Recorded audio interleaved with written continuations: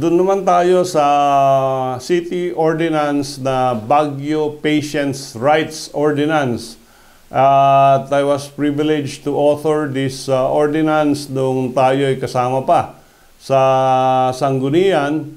At ito yung Ordinance number 42, Series of 2017. Ito ay dinidefine lang niya kung ano ang pwedeng mangyari pag ikaw ay na-hospital care dito sa ating syudad. No? At meron tayong mga rights and responsibilities sa mga healthcare professional, patient relationship.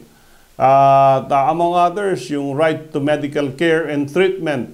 Nobody or no hospital or clinic can refuse to treat you when you go to them, no matter what state of health you are in. Ano? Another is the right to informed consent. Yung kailangan malaman mo kung ano yung sakit mo, ano yung treatment na gagawin sa'yo. There should be a clear explanation in layman's term. Sabi natin, hindi yung medical term na mga doktor lang at nurses ang nakakaintindi. In plain, simple language, sasabihin nila sa'yo. Yan yung informed consent. Meron din tayong right to privacy. And ang pasyente dito sa Baguio has a right to be left alone when it will not prejudice yung kanyang necessary medical care. And hindi mo pwedeng bigyan ng publicity yung pagka-hospital ng isang tao dito. And ang sinasabi natin, unless of course when public safety is concerned. Kung meron kang disease which will affect the health of the city, then yung right of privacy will be taken out. You have also a right to information. Yung mga kamag-anak mo ay dapat mapaliwanagan kaagad kung ano ang sakit mo. It's the same as the right to being informed of all the illnesses, treatments na mapupunta sa iyo pag ikaw ay nagpunta sa ospital. Meron ka ring privileged communication.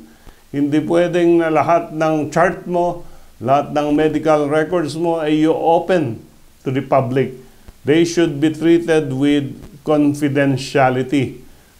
Of course, there is a doctor-patient privilege information. Hindi niya pwedeng i-divulge kung ano ang medical condition mo, except again, kung public health is concerned. And in the interest of justice, kailangan sabihin kung ano ang sakit mo. Then, like a lawyer, kailangan mong, or there should be a right to choose a physician or doctor that will attend to you. And hindi pwedeng isalpak ka lang sa ospital at sabihin ito yung magiging doktor mo. If you have your own private doctor, then you should assert that right to a private doctor. Meron ka ring right to religious belief, no? Even if you are treated sa isang Catholic institution, kung hindi ka Katoliko, you cannot be denied access and you cannot be imposed upon. Na halimbawa, merong daily mass doon sa Catholic hospital na pinagdalan sa'yo, hindi ka pwedeng i-mandate na mag-attend ng mga ito. Then, of course, your medical records should always be available. Yung right not to be detained. Pag ikaw ay na-discharge na, at although meron ka pang balanse sa hospital bills or sa doctor's fees, no hospital will be allowed to detain you just because of these hospital bills. Dito sa ating ordinance, yung mga opisyal ng hospital will face sanctions, fines ranging from 2,000 pesos to 5,000 pesos in imprisonment of not less than 6 months. And of course, meron din tayong Republic Act 9430. Ito yung act prohibiting the detention of patients in hospitals for non-payment of medical expenses.